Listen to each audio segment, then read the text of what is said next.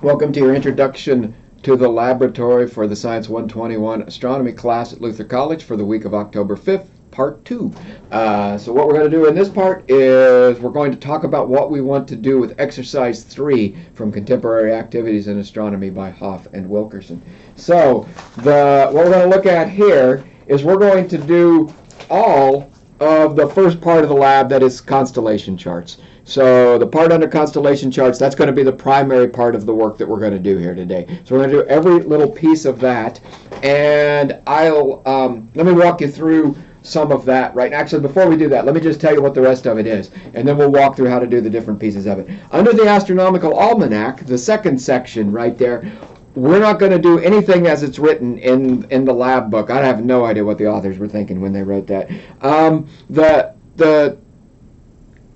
What we're going to do is I'm going to look up the position of several planets and maybe some asteroids, some minor planets, and list the right ascensions and declinations of those objects in a document and put it on the Katie site. If there's anybody out there who's watching who's not part of the Luther College community, the Katie site, that's our Moodle, our learning management system.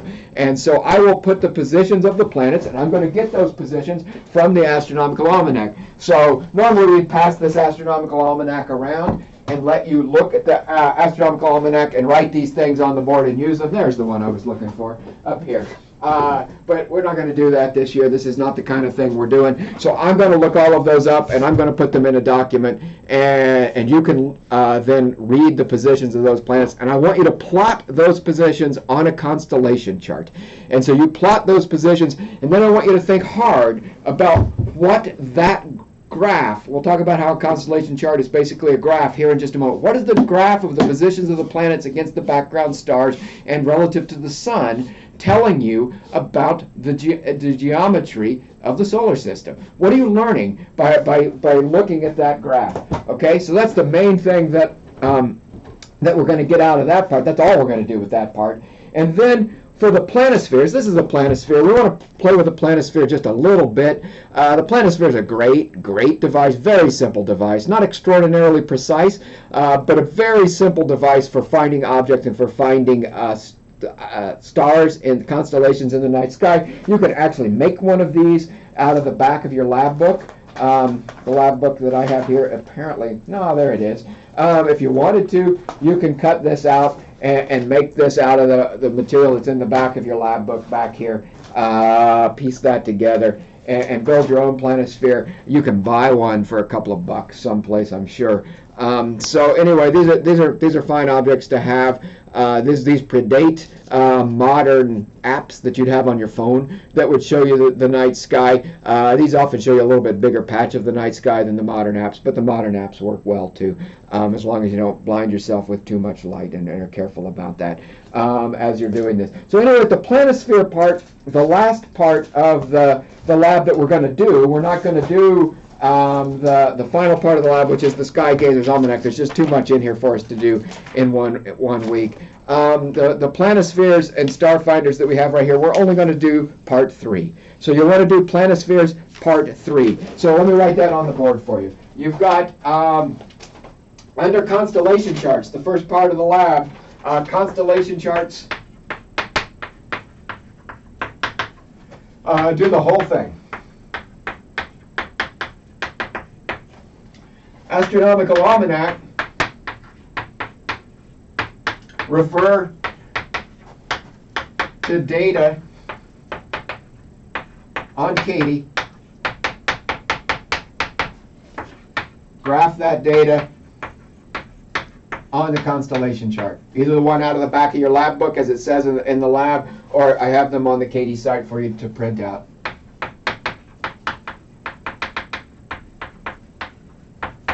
And then under the planospheres,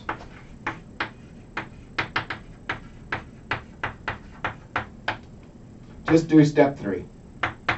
So what I'd like for you to do for this part is just when you're done for this whole lab, what I'd like for you to turn in is I'd like for you to do the work in each of these steps and show your work or write a sentence or two about your description of the work. You can have this going in a word processing document. You can open it up and just type it along and turn it into a PDF when you're done and upload it to the Katie site, or you can just do all of this by hand and take pictures of your work and turn that into a PDF and upload it to the Katie site when you're done. You should be able to get most of this done. If you need to the end of the day or something like that, go ahead and take to the end of the week even to finish this. But you really should probably, our goal is for you to have lab done every time that you leave lab. So it's not really, we're not thinking about this as homework. We're thinking about this as something you're doing in the lab each week. And so hopefully you can finish this up and turn it in as you leave. So anyway, that's what we're doing. As part of that, I'd like for you to answer discussion question 1. We already talked about that. That's the planet. That's looking at the astronomical almanac and looking at the positions of the planets and trying to understand something about the geometry. That's discussion section 1. At the end of the lab, you don't need to do the other discussion section questions. Just that one is the main theory thing that we're trying to figure out from this today. So let me walk you through a little bit about the constellation charts part of the lab. That's going to be the trickiest part. That's going to be the part you want to spend the most time with. It's going to be the part that's going to really get you thinking about where things are relative to where we are on Earth. And some of this we already looked at in the moon phases video that is for class on Monday, October 5th. So we've already looked at this somewhat, and so that'll be helpful if you look at that and you understand that. So basically a constellation chart is just a graph of the position of the stars and the sun, but the sun varies with time, but it's a position of the star. It's a graph of the position of the stars, and there's a polar region constellation chart, and you can look at that. I'm just going to draw you one of the equatorial region constellation charts that you'll find in the back of your lab book. And what's down here is right ascension, and what's up this direction is declination. So think of it as a graph with the y-axis, the vertical axis of your graph being declination, and the horizontal axis of your graph being right ascension. The two star charts that you have in your lab book or on the Katie site, they have 12 hours of right ascension. They go a little bit past 12 hours of right ascension, so there's a little bit of overlap of the two star charts where you can see. So there's 12 hours and then another 12 hours of right ascension. And this is in hours, of course, across here. This is degrees up this direction. The celestial equator is the bold line that's in the middle right there. And the curved line that looks like this is the ecliptic, which is the apparent path of the sun against the background stars. So that's where the sun is against the background stars as you see it on different dates. So if you look at your star charts there are a couple of different dates that are useful. The date at the bottom, you can read this at the bottom of the star chart. The date at the bottom says each hour circle is labeled with the date on which it coincides with the meridian above the celestial pole at 8 p.m. local time. Okay, so this is when that object is going to be, that right ascension is going to be on the meridian at midnight, at 8 p.m. Okay, and so this is when that object is going to be on the meridian at 8 p.m. So let's just look at an example. 7 hours of right ascension on this one that I have says it's going to be on the meridian at 8 p.m. on March 7th. Okay, so we have 7 hours is on the meridian on March 7th at 8 p.m. Roughly speaking, the stars rise 4 minutes earlier each day. We talked about that in our sidereal day versus solar day video. Go watch that video if you haven't looked at that. So the sidereal day versus the solar day, stars rise 4 minutes earlier each day. That means more or less they rise 2 hours earlier each month. So that's something we want to have in our hip pocket that we're going to use, is things rise 2 hours earlier each month. So if this is on the meridian at March 7th at 8 p.m., at April 7th, what's going to be on the when is it going to be on the meridian? They rise 2 hours earlier. They're going to get to the meridian 2 hours earlier. So April 7th is going to be 6 p.m. And if you go backward to February 7th, the stars will have risen 2 hours later going backward. And so they're going to be on the meridian at 10 p.m. Okay, 7 hours on the meridian. So you can read this off the bottom of your star chart, and then you can just do your calculations backward and forward and backward and forward. Now, one of the ways, so as you look at your star chart, there are a couple other things that we can pull out of here. And as you look at your star chart, you can say east is over here and west is over here. And so the stars that are west of the meridian were on the meridian earlier, because stars move east to west. So if 7 hours of right ascension is on the meridian at 8 p.m. on March 7th, that means on March 7th, 6 hours, which is 1 hour west of 7 hours, that was on the meridian 1 hour earlier. So, and 8 hours is going to be on the meridian 1 hour later. So at 9 p.m. on March 7th, 8 hours of right ascension is going to be on the meridian. You can just add these hours up as you move across, and by doing that, you can figure out when anything's going to be in the sky in the evening or in the nighttime sky by moving forward and watching these things as they rise and set. So again, you can read what's going to be on the meridian at 8 p.m. You can read the date across the bottom right here, and then you can scroll forward and say, these things must have been on the meridian then and then and then and then. Okay? So if we wanted to know on March 7th, go back and look at the moon phases video again and say, let's act like it's dark from 6 p.m. to 6 a.m. We can use the real time. But if it's dark from 6 p.m. to 6 a.m., then if this was on the meridian at midnight, if 7 hours was on the meridian at midnight, that means at midnight we would be able to see we would have been able to say, well, this would have risen, let's say, 6 hours earlier, and it will set 6 hours later. So this will have risen at 6 p.m., 7 hours,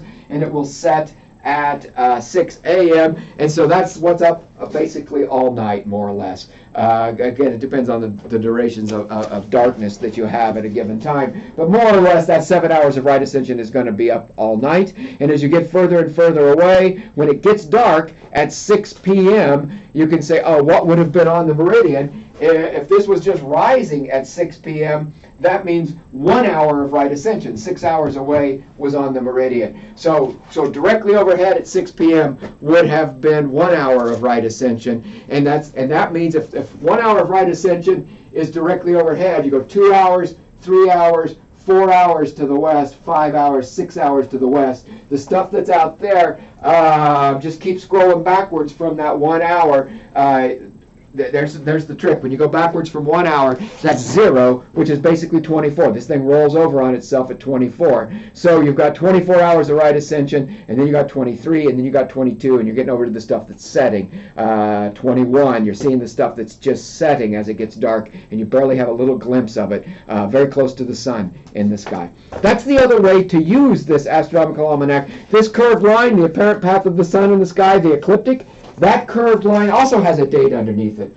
And that date that's underneath it, so for example, there's a date right here. Let's look when the sun has about, I don't know, let's pick 1 hour of right ascension, or 1 hour of right ascension puts it somewhere halfway between April 1 and April 10, the little dates that are along here below the ecliptic line. So let's call it about 1 hour of right ascension on April 5. That's the position of the sun on that day. So the sun has that right ascension across this axis and that declination up this axis on April 5th. It has 1 hour of right ascension. Another way to use this chart, and we walk you through here in it, and I want you to be practicing this, is to say, if the sun has 1 hour of right ascension on April 5th, think about pointing directly at the sun. Halfway around the sky has to be 12 hours of right ascension away. And if it's 12 hours of right ascension away, that puts it at 13 hours of right ascension. But as far away from the sun as you can get in the sky is what's going to be on the meridian at midnight. It's directly overhead. Okay, draw back what we had in the moon phases. Here's the sun. Here's the sun. and that direction is 1 hour of right ascension. Halfway around the sky is midnight, and what's directly overhead at midnight is going to be 12 hours of right ascension away, 13 hours, and you can do that for any day. And so you can use this by figuring out where the sun is and moving 12 hours away from where the sun is and saying that's what's on the meridian at midnight, or you can find out what's on the meridian at 8 p.m. by reading across the bottom of the chart here. And then you just step forward 1 hour or step backward 1 hour to wherever you want to be. And basically the Constellation Charts portion of this laboratory exercise is just asking you to practice that. Practice, practice, practice, figuring out what's in the sky when, so that you get good at walking outside saying, you know, I really want to see Pegasus. Right now is a good time to do that. But I really want to go see Pegasus in the evening sky. When is Pegasus going to be in the evening sky? Find out when it's going to be on the meridian at 8 p.m. It's good and dark at 8 p.m. right now, but you don't need it on the meridian.